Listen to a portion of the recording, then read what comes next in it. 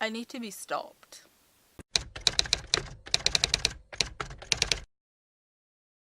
Hello strangers, I'm H. Ravenna and I'm back with my February book haul. So these are the books that I bought / arrived in February. And I'm going to haul now. I think I'll start with the book that's still sitting in the box it came from. I know what this should be. Let's see if it is. It'd be awkward if it wasn't. So that book was Truly Devious by Maureen Johnson. This book came out in January over in America and I was just like so annoyed because everyone was talking about how good it was. I was just like, it's not out yet. I pre-ordered it from Waterstones and it's not out yet. I don't know when I'll actually get around to reading this now though, so it's one of those things. You're desperate for a book until you actually get it. Reading problems. Because I wanted to buy catnip, I ended up buying Everless by Sara, Holland, and this is basically Time is Currency. I also have Nowhere Girl by Amy Reed, and I don't remember what this was about. It only cost me £2. I don't know, it's about girls. It's about Nowhere Girls. And it's like a contemporary thing, so fun. I also got Aristotle and Dante Discover the Secrets of the Universe by Benjamin A.J. Sáenz. After I bought this, I heard something about like maybe how you shouldn't support Benjamin A.J. Sáenz, but I haven't been able to like find what that was, if that was anything, so I don't know. If you know what that was, can you comment down below? I'd already bought it, so I don't know. It's not a very well made book, it feels very cheap, if that makes sense. Like self-published books feel. But like, I mean, this is definitely not self-published with all these. I got Thornhill by Pam Smy.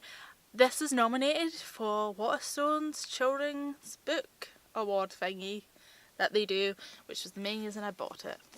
It also looked cool. Look at that. Isn't that cool? That's why I also bought it. So I got a few books in a series.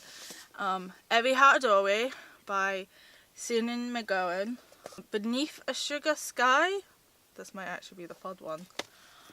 And Down Among the Sticks and Bones by Seanan McGuire. They're like really small and hardback, so expensive. But I've heard how the diversity is really good, like asexual characters and other stuff. Like asexual is what stood out for me. There's like other good diversity. I forget, I'm bad. I can't think of it now when I heard about. The concept of these books sound really cool anyway, despite just like the diversity being good. It's about like children who like go to Wonderland or Neverland or Narnia and then come back to the real world and are like, what's this? And just them struggling to adjust back to reality, kind of. Like, I don't think the worlds are like straight up. It's kind of that idea. It's like they go to this magical world and then don't know how to adjust once they find themselves back in the real world, kind of thing, which sounds really cool. So I got Ink by Alice Broadway. The thing, I keep picking this book up because of how cool the cover is, and then I read the concept and I'm like, I don't know. Basically, this is a world where like tattoos are super important and something. Also nominated for the Waterstones Book of the Year award thing. I've got Hate You Give by Angie Thompson, Waterstone Special Edition. It's yellow. The only thing I don't love about this, like the standard edition has this too. I don't really love this quote, Stunning by John Green, just being like in the middle of the book like this. I think it like looks so nice just back, you know what I mean? Especially as like this is the exclusive collector's edition. Like if you're buying the exclusive collection edition, you don't need to be told by John Green how good this book is. Pretty. I just realised this is like a UK sticker over this, so maybe somebody else released this as well. So maybe you can get this in somewhere else in America. No wait, this is the British cover though. I don't know. I think I might like this cover better than the American one, but I don't know. If you're not seeing, this is basically just like the normal UK cover, but it's yellow instead of pink. And it's also nominated for the Waterstones book award, and so is Disappear by Emily Bain Murphy. I don't know what this book's about. I bought it because I had the weird notion that I know I'll buy all the YA books that are nominated for Waterstone's Best Award again, and I'll read them all and say who I think should win, like I did before, but never got around to it. The cover's really cool. It's like this embodiment thing, so it's pretty. This was me, my phase of buying books with hate in the title. This is actually quite a short book. And then I thought, Love, Hate and Other Filters by Samira Ahmed.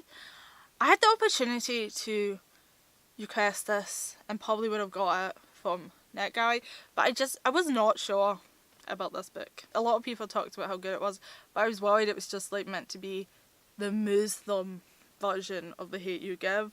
A lot of the books that have been like hyped from like minority authors right now have this like, they all have to be Hate You Give, and like, while Hate You Give is like, it has an important message, like not all divorce stories have to be Hate You Give.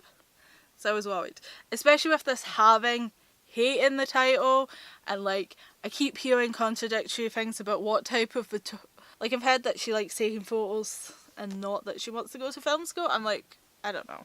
I was worried about this book. I heard that it's really good and other people think it loses its message. I don't know. Not every book by a Muslim person has to be about terrorists, but this does touch on terrorism. I don't know. I'm glad the verse books are getting published, but like I don't want the verse books, just because they don't always have to be like the hot topic issue that really affects the diversity it's coming from. They can just be like fun books, like fun contemporary books or magic.